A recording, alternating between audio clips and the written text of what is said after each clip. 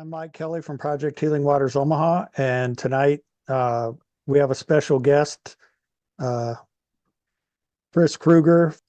Chris Krueger is a native of Fort Collins, Colorado, where he owns and operates Rocky Mountain Fly Design. He's a signature fly designer with Montana Fly Company and pro team member with Whiting Farms and Regal Vices. His flies have been published in magazines, articles, books, and fished around the world for trout, bass, carp, pike, snook, stripers, muskie, and more. He's been featured in a variety of fly fishing and fly tying shows, including the Fly Fishing Show, the International Sportsman's Exposition, West Denver Trout Unlimited Tying Expo, numerous Trout Unlimited chapter presentations and expositions, Bass Pro Shops, Shields Fly Fest, and a number of fly shops tying demonstrations and classes, and then youth programs throughout the year. Some of his flies, I was kind of looking earlier today. I mean, they're featured in Blue Ribbon Flies, Madison River Fishing Company, and Charlie's Fly Box, Charlie Craven. So he's got some real legit patterns, and some of them he's going to show us tonight. He was kind of focusing on things that would work well in warm water presentations, but also would work good for trout. So with that, I'll hand it over to Chris and spotlight him. All right, so this is a pattern that I have fished a lot this year, and it's called the Hyzer Minnow, and I am an avid disc golfer as well as a fly fisherman and a musician and all the things that I fill my free time with. But a Hyzer is something that kicks. If I throw one of my discs in a Hyzer form, it's a type of disc golf, and it comes and it kicks at the very end, or goes in a kind of a half moon shape. We'll go here. It goes and it kind of comes around, and that's really what this pattern does. It really shows its profile when you're done stripping it, which is really effective for those predatory fish. And I'll fish this for trout, for bass, and then in some of the bigger scenarios with couple little tweaks in different places for some pike and some muskie. And so this has become one of my go-to patterns. And if you follow my Instagram stuff at all, you'll see that I fish this pattern a lot in some of our local waters, especially towards the end of the season when you start to see bait fish and smaller fish that are hanging out towards the edge of the water. So when you're walking along the banks of those, I fish on foot a lot. I have a boat. I don't fish a ton in my boat. I actually prefer to walk and cover ground in that way.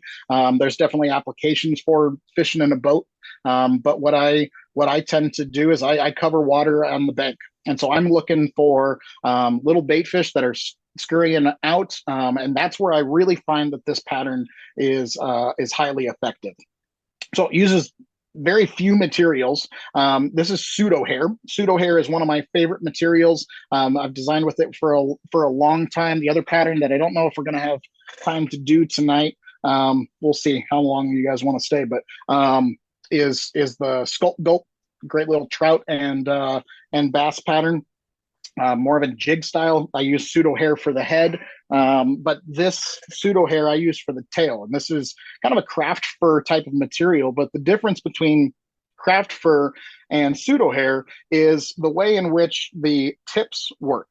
So the tips on this, I'll switch back to my other camera here. The tips are tapered. They're not cut off, whereas craft fur is cut to length. This is instead has tapered fibers on the end, and so it flows back a little bit differently, and it doesn't look as quite as scraggly as some of the other uses that we use craft hair for.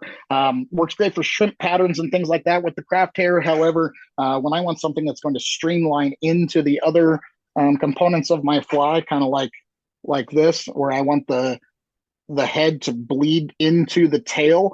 This is where I feel like pseudo hair really has a leg up on craft fur or polar fiber or any of those things. It's got a little bit more under fur to it, which I use a lot of, and it's just an overall great product.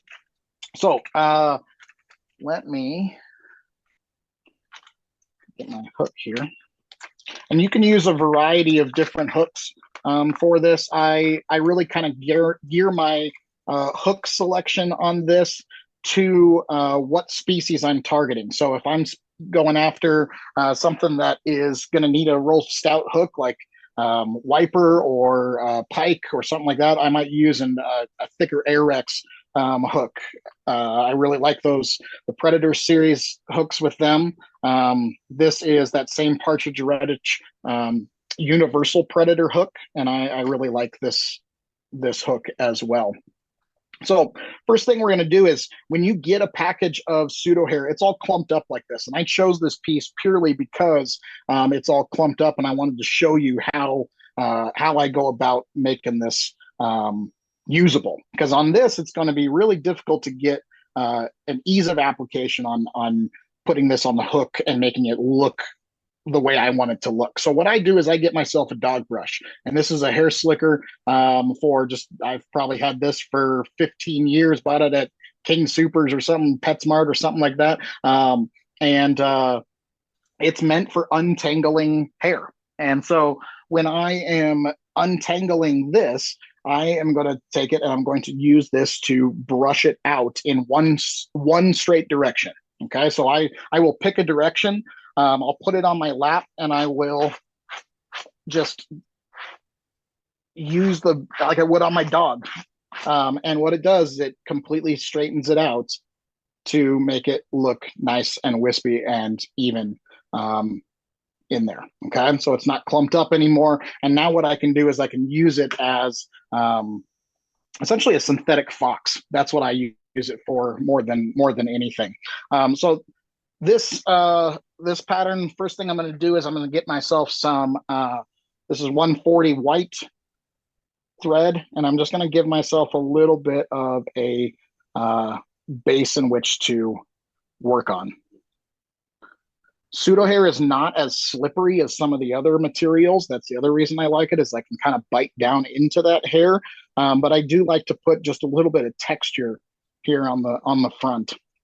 I'm going to start back here at the very back, and I'm right at the barb, or where the barb would be. This one has a little micro barb on it, you can see, but I pinched those. Okay, and what I'm going to do is I like to use the loon scissors. Those are one of my favorite scissors, and I use them in the 4-inch hair scissors or the 5-inch hair scissors. And when I'm teaching, what I do is I'd say, this is the amount of pseudo hair that I want to have. Okay, so this is what do we got? I got a thing here, 3 inches. And so what I'm going to do is I'm going to take this, and I'm just going to slide my scissors up behind this that I've combed out. I'm going to slide it in behind there, and I'm just going to pop it forward. And what that does, it gives me a little tuft of hair that I can grab with my 2 fingers. Okay, so I'm going to grab those with my 2 fingers, and I'm going to cut it off as close to the hide as I possibly can. And that gives me the most options in which to hold that. So I'm going to keep that in my hands just like this. Okay, when I go to prepare this, I'm going to bunch it up into a clump, kind of like this, and I'm going to grab right kind of where that the barring is. And so it's about about 60%. And the reason that I like pseudo hair is because it's got a lot of under fur that's very similar to the natural hair that you would have as a fox or possum or raccoon or any of the other hair like this. Okay. And what I'm going to do is I'm going to grab about 60%. And then when I pull this out, I'm going to get some of the shorter fibers. So if you want it to have more bulk, grab further down and trap more of those fibers because you're going to grab more of those and only the really little ones are going to come out. So you can kind of dictate how much taper you want. So I want about 60%, and I'm just going to go ahead and clean out this like I would a natural hair. The other way you can do it is to take that slicker brush, put it right inside there, and just pull it through, and it'll leave all of that under hair behind on your brush. So it makes it really quick to go ahead and do that, okay? So now I can clump that. We'll go back to my camera link here. There we go. So when I go to do that, now I can take my brush and I can get that all out. And if you stab yourself with your scissors, you get a little bit of blood on it. That helps that fish. No, I'm kidding. So what you're going to go ahead and do is clump this on here, and I get a nice tapered tail, okay? Now on my vise, what I like to do on my vise, let me back this up just a little bit.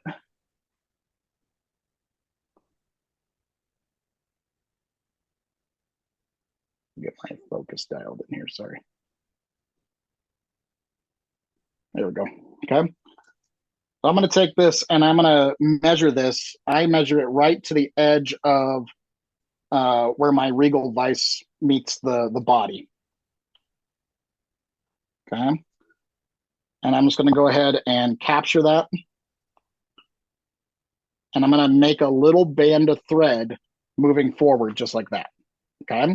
And then I can go ahead and cut this off flush.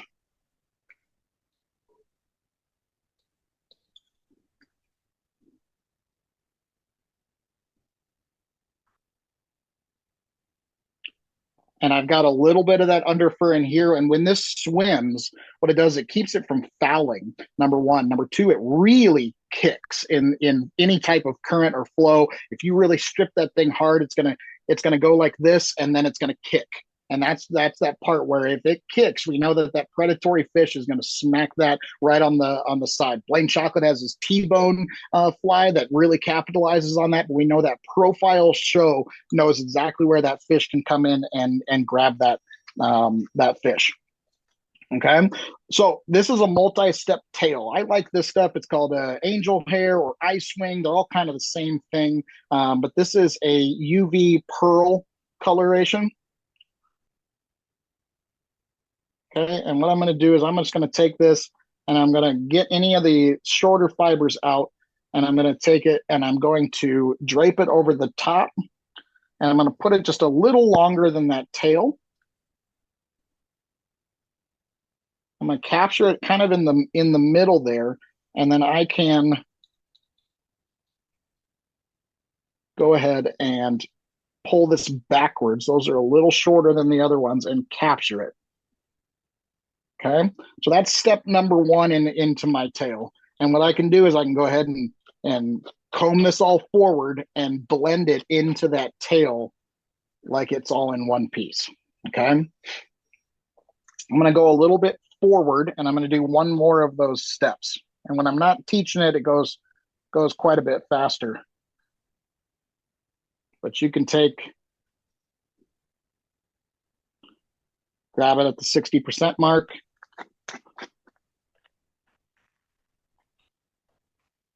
Clean it out. Yep. Okay. And now on this one, what I'm going to do is because I'm using the barred, there's a lot of different colors you can use of this pseudo hair. A lot of them are just straight colors. This is the barred white. I'm going to put it about 60% into that tail. And what I'm doing is I'm creating an upper wing, a taper to that.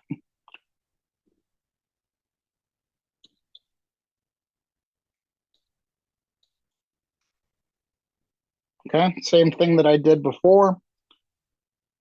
And what this does is it helps to make the flash an internal component to the tail. And rather than just clumping it on top of the tail, it's blending it into the pseudo hair. That's allowing it to have more depth and more realism to it. So same thing. I'm going to put it on top. I'm going to take my thumb this time. I'm going to kind of roll it so that it's covering kind of the top 180. And that's going to give a little more of that flash onto the sides. And we're creating depth and we're creating profile with that depth. There's some density to it. I'm going to bring it back. And now that flash is all integrated into that tail. Okay. The last section that I'm going to do, I'm going to come forward just a little bit. And I'm going to use that. This is where you can change up a color. You can use a marker to dye this up. But if you go ahead and you take this in a different color, it'll add some depth to it as well. Okay. So I'm grasping a little bit further down because I want some more of that under fur. And I'm just going to cut it off straight and fairly short. Okay. And I'm going to turn it around. Okay. And I'm going to put the butt ends pretty close to where I tied in that last set. And all I did was I rotated my fingers around the hook shank and I distributed that around 180 degrees. Okay, I'm gonna make myself a little band of thread here.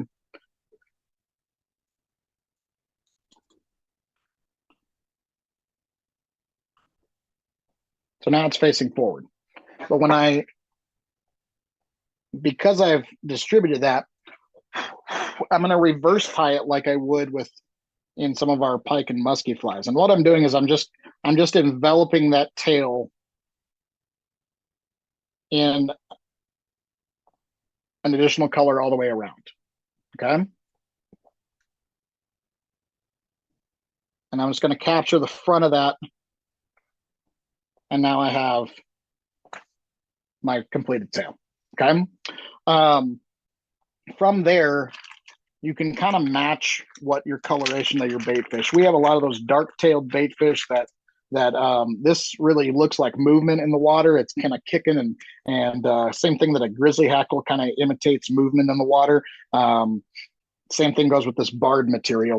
But now you can kind of make your coloration what your normal bait fish prey is in the water. So I really like this bait fish mix coloration. It's got some blues and some greens and some kind of just different general bait fish colorations to it. And I'm going to take a little bit of this, and this is the ice wing, which is a little bit longer than the angel hair.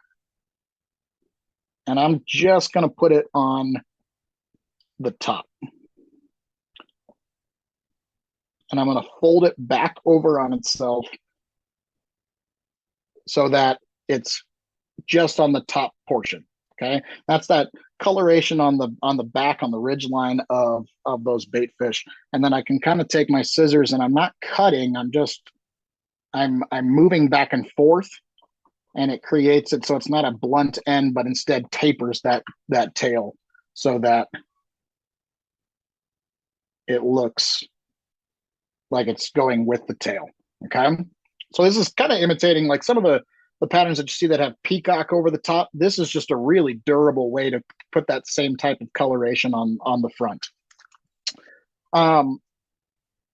This is a great place to put in like a little red throat if you wanted to do that.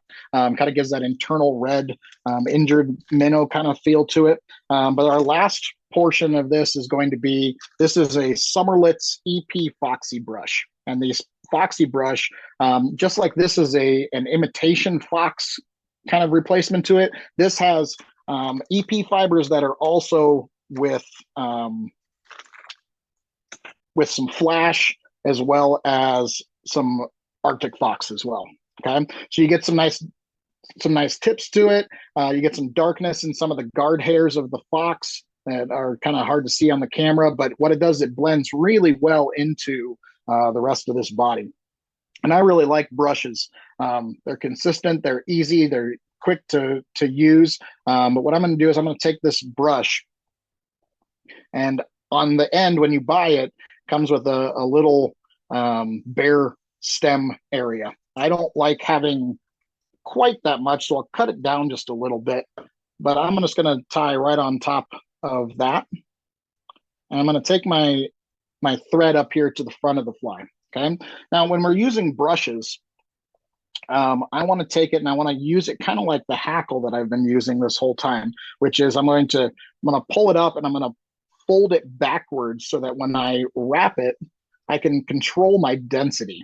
Okay. We're going to comb this all out here in a minute, but these first couple wraps, I want to make sure that everything is going the right direction. Okay. So I'm not going to put these right next to each other on top. I'm going to put a little bit of space in between that. And that helps me kind of gauge the density of this material. And as I'm going along, I can use my brush and pick out anything that's really trapped down. But I'm going to take it all the way up to the front and kind of some open spiral wraps. And then when I go to tie this off, I'm going to put my thread as close down behind it, and I'm just going to pull real tight and kind of wiggle, and that keeps it from getting too much tied down there. Okay, a couple of wraps in front, same thing, go behind it, in front, and then take yourself a bad pair of scissors, or I really like these loon boat scissors. And you can kind of bury that stem of that wire in there. Okay, I'm just going to give myself just a little bit of a head here, and then I'm just going to finish off. And I always do 2 on this one just because when I'm combing this out, if I pop one, then I always know I have a backup before I do my head and I glue the eyes and all of that. Okay, so right now it's all matted mess, but that we go back to our brush that's made to untangle things like dog hair and pseudo hair and all these things, and I can brush it forward completely, and I can be really pretty rough on this. Is a very durable fly, and once I come backwards just like this, now I have a nice bait fish profile on that. Okay, and I get that nice bullet head profile on there. And you can dictate how much profile you want on that a couple different ways. Number one, if you want a thicker brush or 2 brushes, you can pair up the other brushes to get in there. It's kind of nice. There's a bajillion different colors of brushes. I like the red and white is good. The yellow is, you can add a little bit of character to it in different ways. But then the other way that you can work with this is to color your brushes. You can take some markers on here, and let me get a marker real quick. I can take some different colors of gray, since this is kind of a gray and olive and kind of just general bait fishy color. I use these Copic markers, and I can take this and I can just color some of these top fibers and make it look like a shad. I can make it look like little pike minnow. I can make it look like a brown trout. I can make it look like a bunch of different things. And so what I'll do is I'll just add some depth to this by using some of these Copic markers. You can get as crazy with this as you want. And I'll just take this darker one and I'll extend that ridge line all the way up. Take a little bit of red.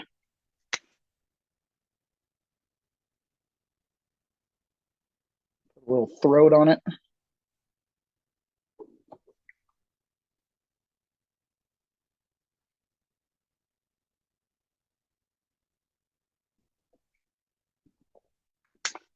And then when you hit it with the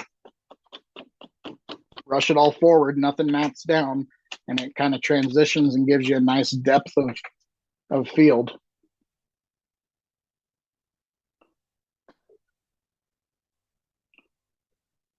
Gives you a nice minnow profile. Okay. Last thing I'll do on this is just put some eyes on here.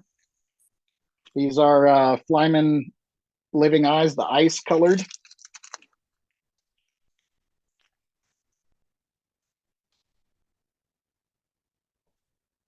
I'll just take, these are the 8.5 millimeter on this size. Take some super glue.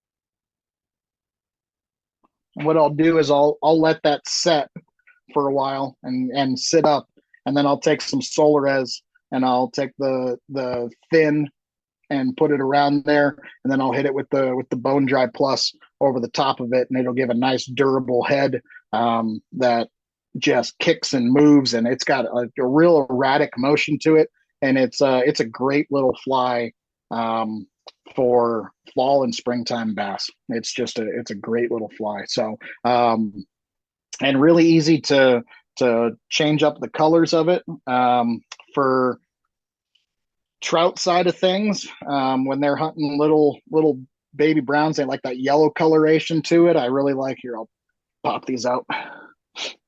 Would I like make a this great pattern for walleye. absolutely it would. I like this one. The little perch coloration is a lot of fun as well. And that's just all that is yellow in the backside with some gold or light olive, and then a dark kind of olive brown brush to it. With that perch one, you could draw kind of some bars on there with a Sharpie. Yeah. We have a couple of lakes here that were just created in the last 5-10 years that are just yellow perch and smallmouth bass. Oh yeah. And so those perch patterns would be great for smallmouth bass in those Absolutely. lakes. My another one of my favorites. I like this. This is a tan and chartreuse color with some yellow in the tail. The That one shad works. color. Yeah, perfect. This white with a red. This is a red and white brush, and it's got some UV properties to it. If you hit it with a UV light, it really pops. And then one of the classic favorites is just that kind of chartreuse and white kind of coloration. But you fish these like a stick bait. You fish them like a Rapala or make them move, make them dance, make them do what you want them to do. So it's a really versatile pattern. The one that we didn't get to tonight, which there are videos on my YouTube channel for this one. That's kind of why I saved it. In case we didn't have time. This is the Sculpt Gulp. This is in Pat Dorsey's new fly tying book for trout, as well as numerous bass books that this has been in. But there's the little perch coloration to it, little shad version to it as well. I really like that portion, that coloration to it. It's one of my favorite trout patterns, hands down, for streamers, for kind of just actively shooting one fly in their general direction. And it's more of a jig kind of pattern to it because it's got those lead eyes to it. So here's kind of an olive and silver with some like light pink for kind of those little baby rainbow kind of feel to it. Black and copper is a great coloration of it as well. Chris, while you're doing The that, can you give me a YouTube channel? Yeah, absolutely. Just search Rocky Mountain Fly Design Okay. and or my name, and it'll come up. Um, And yeah, this little baby brown trout, or we have a lot of bait fish colorations for trout in our waters that are kind of this tan and gold combination. And I'll tell you that tan is one of my number one go-tos when I'm trying to figure out what they're eating for the day. We have a lot of suckers, a lot of pygmentus, a lot of tan or lighter colored bait fish in our area. So you can throw a number of different colors at them. This is kind of a white with some gray. That's that same material that I was doing. Oh, here's one more of those Hyzer minnows. This is a good one too with the olive and white.